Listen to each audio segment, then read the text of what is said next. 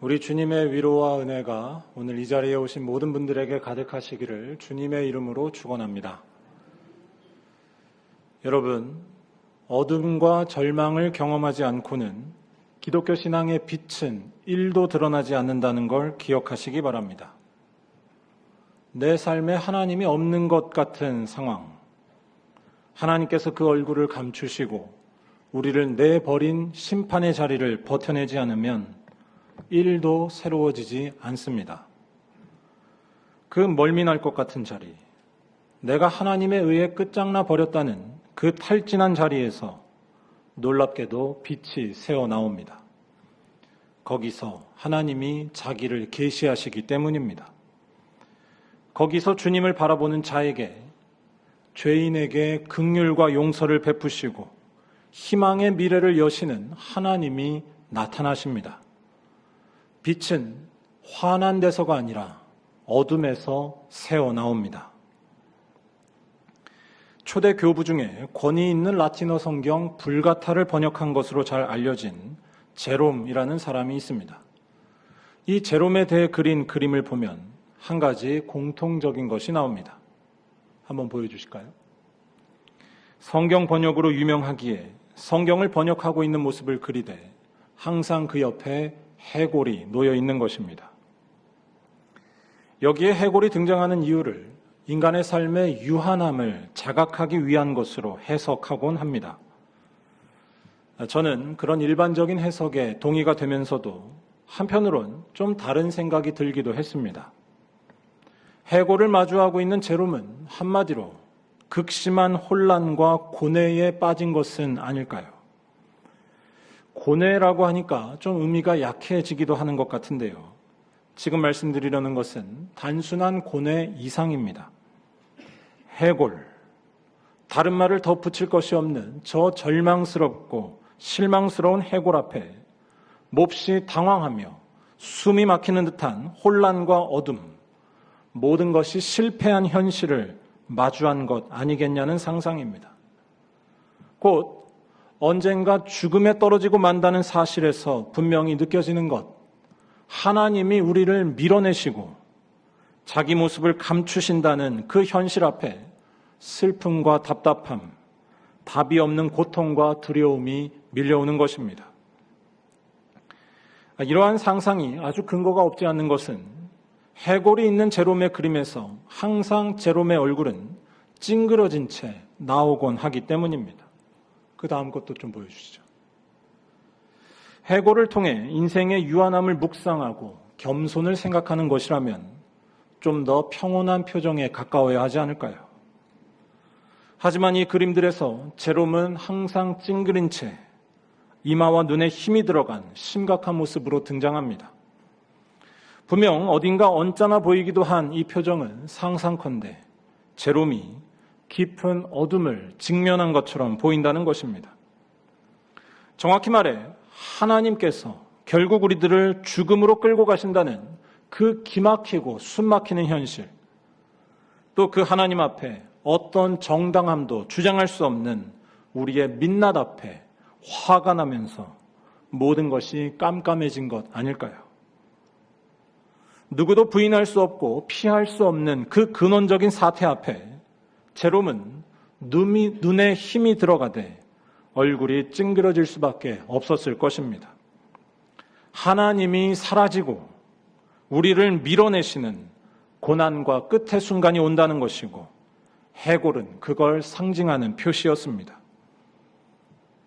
그런데 바로 그 순간이 하나님이 진정으로 나타나시는 순간이라는 것이 이 그림을 묵상하면서 발견하게 되는 또 다른 진실입니다. 이 진퇴양난의 순간, 그가 하나님의 말씀, 성경을 번역하고 있는 것이 이를 나타내는 것이 아닐까요? 하나님 앞에 아무것도 말할 수 없고 그분에 의해 내가 해골로 돌아가지만 힘겨워도 그 사실을 받아들이며 하나님의 말씀을 붙드는 자에게 하나님은 나타나십니다.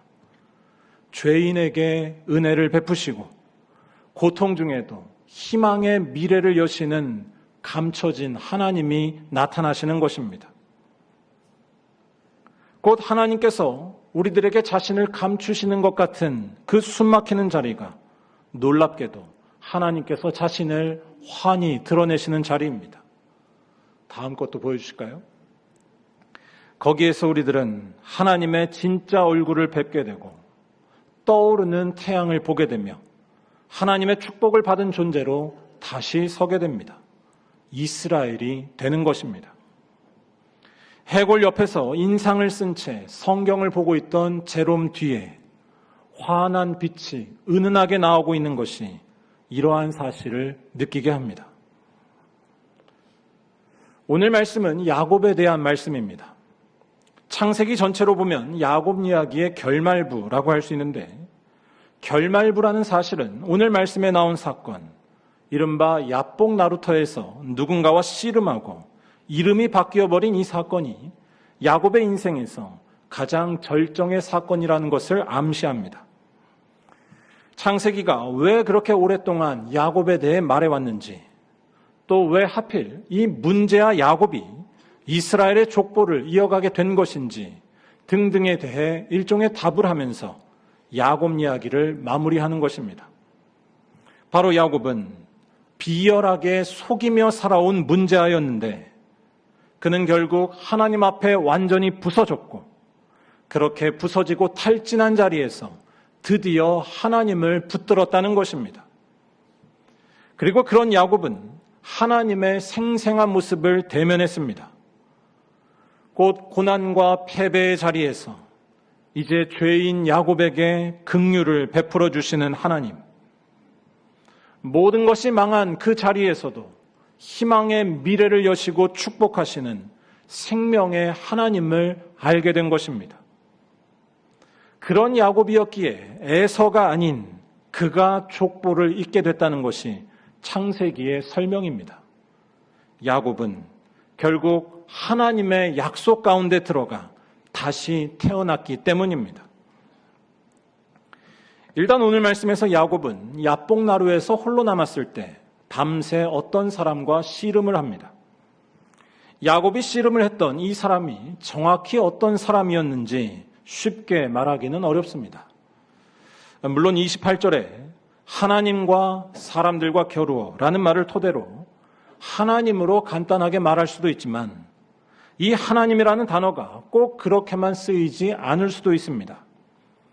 여기 나온 하나님이라는 말, 히브리어로 엘로힘이라는 단어는 어떤 초인적인 힘을 뜻할 수도 있기 때문입니다. 제 말은 이 말씀이 가리키려는 핵심, 야곱의 삶에 대한 은유를 놓쳐서는 안 된다는 것입니다. 쉽게 말해 야복나루에서 어떤 사람과 씨름을 벌이던 야곱의 이 모습은 꽉 막혀버렸었던, 발버둥 치지만 나아가지 않았던 그의 인생을 표상합니다. 그의 인생을 가로막은 힘과 씨름하고 있던 것입니다. 야곱의 지난 날을 떠올려 보시기 바랍니다. 야곱의 일생은 힘겨루기의 투쟁이었다라고 해도 과언이 아닙니다. 엄마 뱃속에서부터 형 에서가 그를 눌렀고 그런 에서의 발꿈치를 잡고 태어난 것이 야곱이었습니다. 에서와의 힘겨루기는 거기에서 그치지 않았습니다. 에서의 장자권을 뺏기 위해 발버둥 쳤지만 정작 장자권을 뺏은 야곱은 안타깝게도 곧바로 밀려버렸습니다. 잘 보시기 바랍니다. 야곱은 모든 것이 보장된 장자로 살지 못했습니다. 야곱 같은 장자는 없습니다. 그는 자신이 한 행동의 결과 집에서 광야로 추방되었고 이는 고대시대에 죽음을 의미하는 것과 같은 일이었습니다. 광야는 춥고 외롭고 위험한 곳이며 아무런 보호가 없다면 언제든 목숨을 잃을 수 있었기 때문입니다. 이런 장자가 세상에 있을까요? 야곱은 장자가 되었지만 패배했던 것입니다. 그런데 여러분, 그런 야곱이 그가 쫓겨났었던 광야에서 누굴 만났나요? 창세기 28장에서 돌베개 하나 베고 자고 있던 그 패배의 시간, 영리한 자신을 막아버린 그 힘 앞에 다 부서졌던 때 그는 하나님을 만났었습니다. 베델에서의 사건이 결국 오늘 말씀과도 이어진다고 볼 수 있는데, 베델 이후에도 야곱의 삶에는 안타깝지만 힘겨루기가 계속되었습니다. 외삼촌 라반의 집에서 라반과의 힘겨루기에서 때로 이기는 것 같고 또 부유해지는 것 같았지만 사실 야곱은 제대로 된 승리를 맛보지 못했었습니다. 비극 속에서 만들어진 그의 가정, 한 아내만 사랑받았던 그의 가정은 일종의 깨진 가정이었습니다. 또 야곱은 라반에게 속고 속아 20년을 품삯도 제대로 받지 못한 채 억울하게 일만 하며 살았습니다. 열심히 일했는데 도둑으로 몰리기도 했고 추위와 더위 속에 밤낮 일만 해야 했었습니다. 계속해서 앞으로 나가려 했지만 그래서 평생 원하던 바 사랑받고 부족함 없는 삶을 이루려 했지만 어딘가에서 늘 막혀버렸습니다. 그가 어느 정도 자리를 잡고 나서도 속이기를 멈추지 않았다는 것은 그의 내면이 여전히 채워지지 않았다는 것. 바꿔 말해 그의 삶이 여전히 막혀 있었다는 걸 반증합니다. 그 절정은 오늘 말씀의 배경이 되는 일이었습니다. 20년 동안 있었던 라반의 집을 나와 그동안 일군 재산과 식구들을 데리고 고향으로 떠나려던 그때, 그 수단과 방법을 가리지 않고 이룩한 자신의 삶을 펼치려던 그때 가장 큰 도전이 그의 앞에 기다리고 있었습니다. 바로 그의 인생에 지울 수 없는 그늘, 어릴 적 속였던 형 에서를 마주대해야 하는 일이었습니다. 뭐라고 할까요? 상담에서 하는 이야기로 하자면 쓴 뿌리를 대해야만 하는 일이었습니다. 야곱의 인생은 여기에서 늘 가로막혔었습니다. 그리고 바로 그때의 야곱은 어떤 사람과 밤새도록 씨름하고 있었다는 것입니다. 곧 야곱의 씨름은 단순한 씨름이 아니라 그의 인생을 나타내는 것과 같습니다. 늘 싸웠지만 앞으로 나아가지 못했고 오히려 더 불안에 휩싸였으며 힘을 있는 대로 써보지만 아픔이 끝나지 않았습니다. 여러분, 우리의 인생도 이렇지 않은가요? 그런데 여기에서 중요하고 더 결정적인 일이 나타났는데 결국 이 씨름에서 힘을 쓰고 있었던 야곱은 패배하고 말았다는 것입니다. 25절이 그 사실을 보여줍니다. 그가 야곱의 허벅지 관절을 치매 야곱의 허벅지 관절이 그 사람과 씨름할 때에 어긋났더라. 여기서 허벅지 관절이 어긋났다는 것을 단순히 관절상 입은 것 정도로 이해해서는 안 됩니다. 이는 시쳇말로 야곱의 인생이 완전히 박살났다는 뜻입니다. 여기서 허벅지 관절은 환도뼈, 허리뼈라고도 번역되는데 이 환도뼈는 단순한 관절을 의미하지 않습니다. 환도뼈는 엉덩이와 허리를 잇는 뼈로 신체를 지탱해주는 가장 중요한 뼈이자 무엇보다 생식력을 상징했습니다. 몸을 지탱하는 뼈이기 때문에 몸의 중요한 힘이 여기에서 다 나오고 또한 남자의 생식기와 관련되어서 생명, 번식과 연결되는 것이었습니다. 곧 생명의 원천과 같은 것이 이 환도뼈, 허리뼈였습니다. 그런데 바로 그 뼈가 그 밤에 무너졌다는 것입니다. 어떻게든 1등이 되기 위해 발버둥치며 용을 쏟아내며 살아왔던 야곱의 그 혈기왕성한 허리가 부서진 것입니다. 비열하게 속이더라도 장자가 되기 위해 남들보다 많이 갖기 위해 내가 옳다고 믿는 것을 얻기 위해 지혜와 능력을 짜내던 그 힘센 환도뼈가 다 부서졌다는 것입니다. 그의 인생이 완전히 패배한 것입니다. 야곱은 가진 모든 힘을 다 잃어버렸습니다. 이 대목에서 이렇게 그의 인생을 패배시킨 이 사람을 하나님으로 봐도 큰 문제는 없을 것입니다. 발버둥치던 야곱의 인생을 막아 세운 분은 결국 하나님이시기 때문입니다. 하나님은 끝없이 힘을 쓰던 야곱을 답이 나오지 않는 절망스러운 처지로 던져 넣으셨습니다. 그런데 그때 야곱은 하나님을 만났다는 것이 오늘 말씀입니다. 아니, 정확히 말할 때 그때의 야곱이 자신에게 일어난 그 일을 부정하거나 피하지 않고 자신을 그렇게 만든 하나님을 받아들였을 때 하나님께서 그에게 계시하셨습니다. 모든 것이 부서진 이 죄인에게 자비와 긍휼을 베푸시는 하나님. 그래서 모든 것이 끝난 사람에게도 희망을 여시는 하나님이 그 얼굴을 드러내신 것입니다. 일단 환도뼈가 부서진 후에 야곱의 모습을 보시기 바랍니다. 26절에 이르되 당신이 내게 축복하지 아니하면 가게 하지 아니하겠나이다 라고 말합니다. 이 말씀을 단순히 야곱의 고집 정도로 볼 수도 있습니다. 야곱이 다친 상황에서도 때를 쓰며 복을 구하고 있다는 것입니다. 하지만 이 말씀은 그런 차원을 넘어섭니다. 뭐라고 할까요? 드디어 하나님께만 진정한 소망을 두고 있다고 할까요? 자기의 인생을 하나님과의 관계 속에서 파악하는 그의 변화된 모습이 나타난 것이 지금 이 말씀, 하나님께서 모든 것을 부서뜨려 버린 가운데에서도 끝까지 그 하나님을 놓치지 않고 있는 이 모습이라는 것입니다. 여러분들에게도 이러한 모습이 있으시기를 바랍니다. 당신이 내게 축복하지 아니하면 가게 하지 아니하겠나이다. 잘 생각해보면 이 말은 결코 하기가 쉽지 않은 말입니다. 야곱이 지금 말을 하고 있는 그 대상, 하나님은 야곱을 무너뜨린 분입니다. 온 힘을 다해 발버둥치며 살던 야곱은 결국 하나님에 의해 끝이 나고 말았습니다.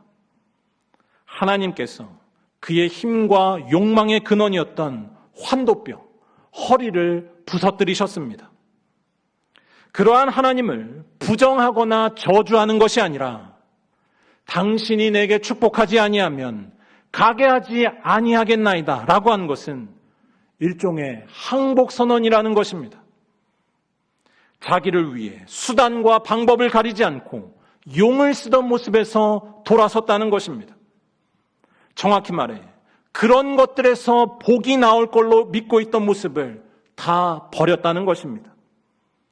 당신이 내게 축복하지 아니하면 곧 하나님만이 나에게 복이라 선언한 것입니다. 그것도 축복하지 않으면 가게 하지 않겠다라고 말하면서 하나님이 복이라는 그 사실에 자신의 모든 것을 걸고 있습니다. 바꿔 말해 야곱은 자신의 허리를 부서뜨리셔서 완전히 패배시키신 그 하나님을 거부하지 않았고 그분을 기꺼이 수용했습니다. 용을 쓰며 살아온 자신이 승자가 아니라 하나님이 승자이시고 그에게만 힘과 권세와 생명이 있음을 인정한 것입니다. 신앙적인 용어로 말하면 회개한 것입니다.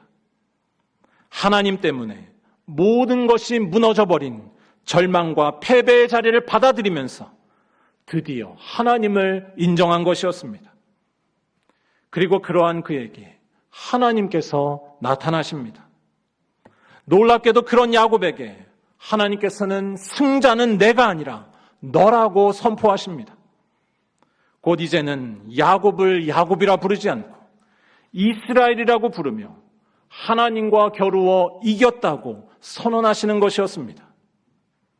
곧 고통과 절망을 받아들이며 회개한 죄인 야곱을 하나님께서는 용서해 주시고 긍휼과 자비를 베푸신 것입니다. 하나님이 그 앞에 진 것입니다. 28절 말씀을 우리 다 함께 한번 읽어보겠습니다. 그가 이르되 내 이름을 다시는 야곱이라 부를 것이 아니요 이스라엘이라 부를 것이니 이는 내가 하나님과 및 사람들과 겨루어 이겼음이니라. 아멘. 여기에서 중요한 것은 야곱이 하나님을 정말로 이겼다는 것이 아닙니다. 사람이 하나님을 이길 수 없습니다. 이 말씀이 말하는 바는 야곱을 향한 하나님의 은혜요, 야곱을 위한 그의 나타나심입니다. 하나님께서 부서뜨리신 허리를 안고 그 고통스러운 심판의 자리에서 도망가지 않은 채 하나님을 수용하고 그분께 돌이킨 야곱에게 하나님께서는 자신의 모습을 환히 드러내셨습니다. 죄인에게 은혜를 베풀어 주시는 하나님, 고통 중에도 희망의 미래를 여시고 절망 중에도 힘을 얻게 하시는 감춰진 하나님이 나타나셨습니다. 그 사실을 역설적으로 나타내는 말이 이스라엘, 내가 하나님과 겨루어 이겼다라는 표현이었습니다. 하나님을 이겨서 모든 복을 차지한 것 같은 놀라운 상태, 곧 하나님의 약속 안에 들어갔다는 것입니다. 하나님께서 그 은혜로운 얼굴을, 자신의 감춰진 진짜 얼굴을 회개한 죄인 야곱에게 비추어 주신 것입니다. 사랑하는 여러분, 희망의 미래가 참으로 보이려면 하나님 앞에 나아가 우리의 허리가 부서지고 깨어져야 함을 잊지 마시기 바랍니다. 부서진 허리에서 하나님의 축복이 나옵니다. 깨지고 부서진 허리를 붙들고 회개하며 드디어 하나님을 바라볼 때 그가 우리에게 나타나시기 때문입니다. 이 믿음을 붙들고 이 시간 먼저 우리가 생명처럼 여기는 모든 것들이 부서지고 심판받은 자리, 예수의 십자가를 바라봐야 할 줄로 믿습니다. 야곱과 우리 모두가 가지고 있는 끝없는 욕망과 결핍, 용을 쓰면서 자기 뜻을 이루려 하는 자기 사랑이 십자가에서 남김없이 부서지고 말았습니다. 예수의 십자가는 우리의 모든 죄를 지고 대신 죽으신 주님의 죽으심의 자리이기 때문입니다. 하나님처럼 되려 한 인간의 모든 것들이 심판받고 부서져 버린 깊은 절망의 자리가 바로 십자가입니다. 하지만 그 십자가에서 빛이 새어나왔다는 것이 성경의 비밀입니다. 우리 대신 십자가에 달리신 예수께서는 그 깊은 어둠 속에서, 심지어는 하나님의 아들이 버림받는 그 깊은 어둠 속에서도 자기를 의지하지 않고 하나님을 붙드셨는데 그는 3일 만에 부활하셨기 때문입니다. 다시 말해 야곱에게 나타나셨던 그 하나님께서 예수 안에서 완전하게 그 모습을 드러내셨습니다.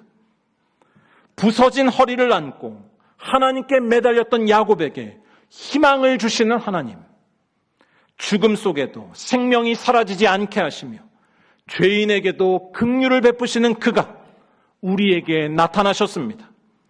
하나님이 그 은혜의 얼굴을 드러내신 것입니다. 그리고 이 얼굴을 본 자는 이제 하나님과 겨루어 이긴 자, 이스라엘이 된다는 것이 성경의 약속입니다. 부서진 허리에서 하나님의 복이 가득한 이스라엘이 나오는 줄로 믿습니다. 이 믿음으로 예수 안에서 죽고 다시 태어나는 것이 우리 그리스도인이라는 사실을 잊지 마시기 바랍니다.